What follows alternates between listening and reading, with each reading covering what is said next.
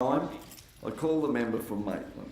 Thank you, Mr Deputy Speaker, and ho, ho, ho. It's beginning to look a bit like Christmas in the chamber here. We've got the bad dad jokes the right there colour on. about I've got red and green, Mr Speaker. We've got the dad jokes there about workers making up a small proportion of the stakeholders in this important debate on what they are going to do with themselves on one of the 4.5 days of the year that they are guaranteed not having to work. And off in the distance, Mr Deputy Speaker, we can hear the distant tinkling of bells, and you might assume, Mr Speaker, that they are sleigh bells or jingle bells. You might even assume that they are the bells of the retailers as they get more profits into their businesses. But no, Mr Speaker, they are the bells of the shopping centre council, the people who are getting rent. They are the only ones that are making money out of this through forcing businesses to be opening on Boxing Day, one of those days of the year, the only consecutive two-day break in the year for retail workers and their small business employers. And it's something that we should be fighting for, and I am proud to be part of this side of the chamber, Mr Speaker, where that is what we are fighting for.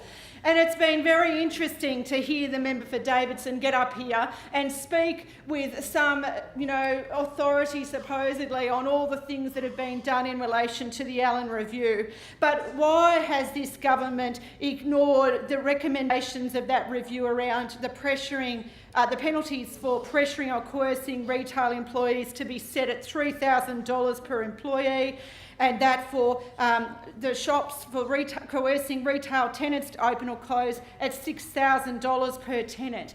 Why has that been left out of this? The minister and the treasurer and the member for Davidson have said that they don't believe in coercion. They don't think that's happening. Well, earlier today we had the SDA delegates, members come down here from areas like mine in the Hunter and talk about the people who have been forced, who have been coerced. And we can go to the statistics that are in the Allen Review, specifically, as everyone sort of said so far already, but I will repeat them again because they bear repeating, that half of store owners and managers were unaware that it's supposed to be voluntary and that coercion is an offence. Half of them. 1 out of every 2 store owners and managers didn't understand this legislation in this 2-year trial, and that 10% of store owners and managers felt pressure themselves to open. So what does that say to you? This isn't just an abuse of working people, which in itself is enough to put the knocker on it, but it's also an abuse of the family time of our small businesses in this community. And the reporting of the Allen Review was that there was only 22%, still 1 in 5 of workers who felt coerced or pressured to work, and yet a survey of the SDA found that 40%, nearly half of their workers felt coerced. And I think that's because they're in touch with their members. They understand what it's like to be a 15-year-old, a 16-year-old casual, to be asked by your employer to work and the pressure that that puts on them. And yet we have no evidence that there was any prosecutions for the coercion that existed.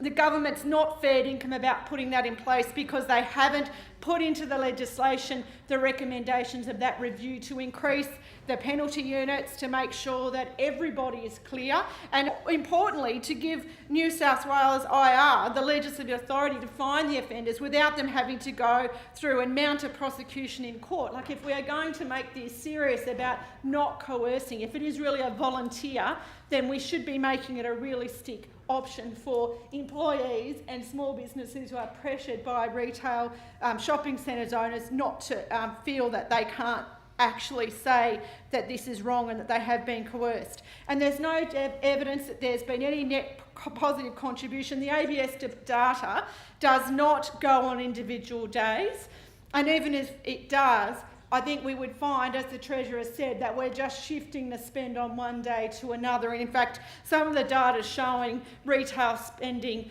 on that time of the year slumping in year on year. So what's the evidence of any increase on any measure that's better for workers or small businesses? Now that's, I think, looking at the parameters around this legislation, but let's look at what this looks like for workers. What does it look like if you miss out on Boxing Day? Workers and small businesses having to choose which of their families to spend time with over the Christmas break. Because, you know, Mr. Speaker, you might have in your family people who, you know, can't all be together because of distance, etc. You have to make a conscious choice on that one day that those workers will have now of who you'll spend your Christmas time with.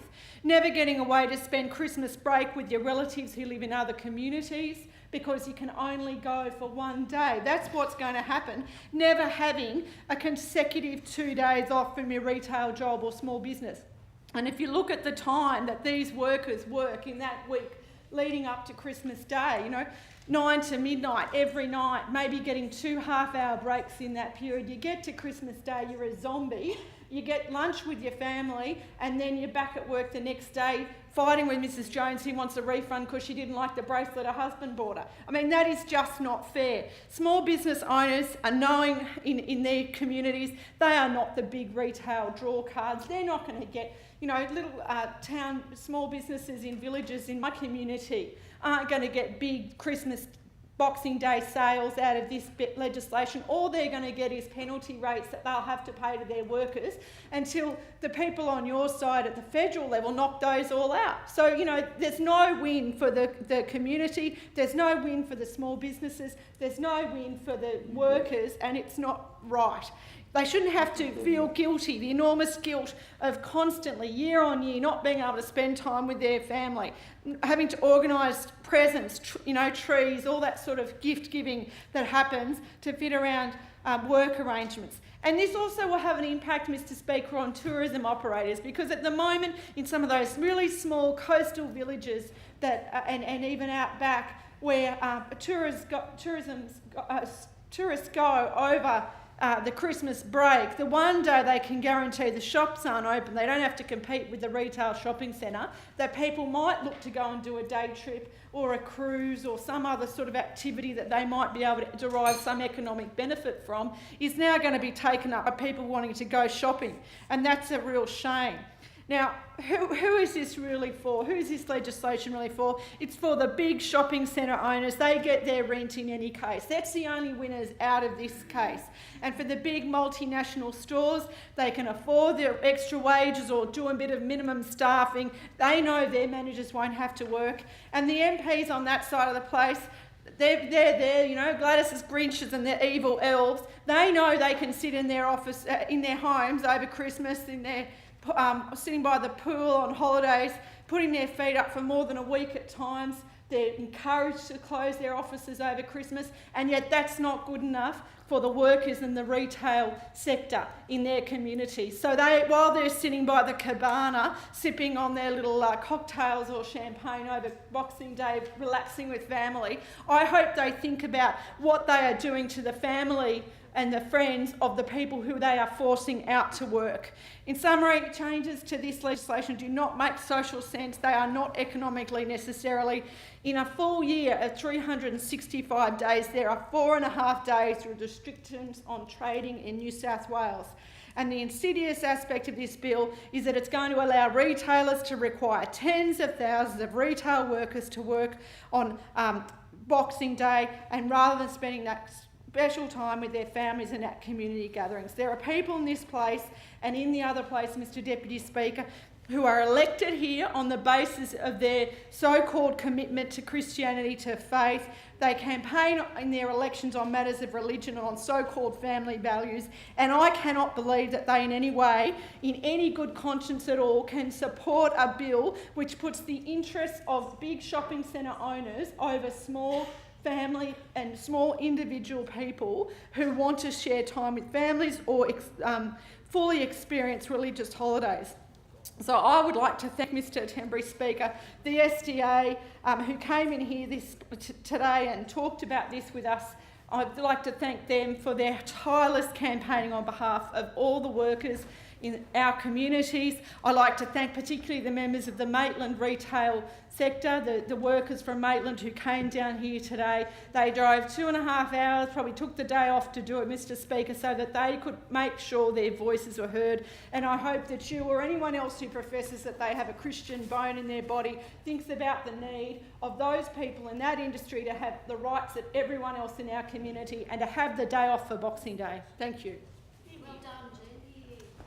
Mr. Speaker. Question is that